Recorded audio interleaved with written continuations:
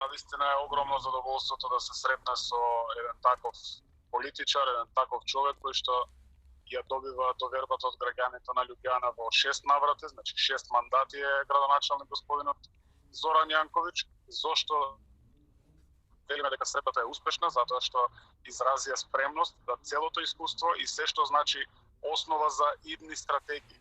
Дали станува збор за јавниот превоз, дали станува збор за социјална заштита, дали станува збор за апликации за Zero Waste град, како што е Љубљана, целиот процес на рециклирање, се спремни да го споделат тоа со општина Струмица.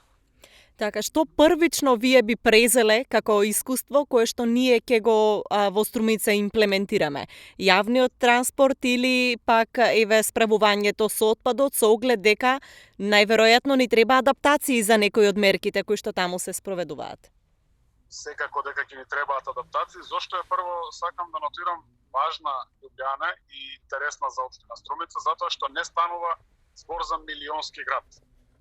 Станува збор за град од 290.000 жители, кои што одредени иницијативи, мерки и активности можат многу лесно да се имплементираат во Струмица или пак во други градови во Македонија.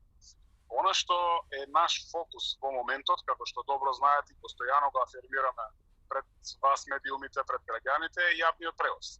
Значи целиот фокус во моментот ќе не биде на јавен превоз, затоа што станува збор за имплементација на јавен превоз од нула. Струмица нема јавен превоз и ќе ни треба навистина ставање фокус, споделување на многу искуство, многу знаење, а секако дека тоа зошто да не го направиме од Љубљана како еден од најразвиените градови во Европа.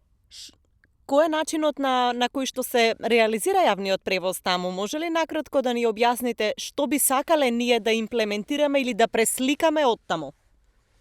Секако софтверите им се многу интересни, начинот на наплата, модалитетите на наплата на билетите на јавниот превоз, ослободувањето на кои граѓани, односно на пензионерите, на помладите, имаат категории кои што ги ослободуваат, начинот на тоа кои денови, кои граѓани се ослободени од јавен превоз, причините зошто токму тие денови се избрани да одредена група на граѓани биде ослободена од јавен превоз. Сето тоа ни треба црно на бело.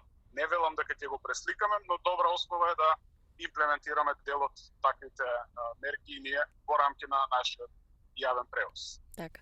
Чистењето, организацијата, сервисирањето на самите автобуси, како се развива еден сервис за автобусите, сето тоа се искуства кои што сами по себе не доаѓаат, туку ние треба од некаде да ги видиме или да ги превземеме.